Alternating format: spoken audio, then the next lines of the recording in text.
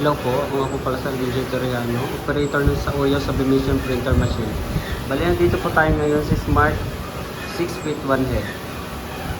Ito nga po pala yung printer head ng Smart 6 feet 1 head. Ito nga pala yung wiper. Ito na rin po yung copy. Keep clean.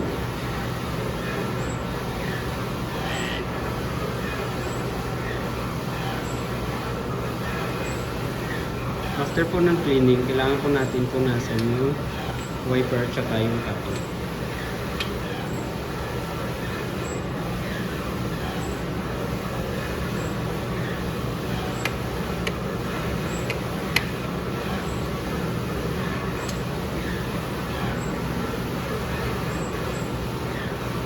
Nozzle test.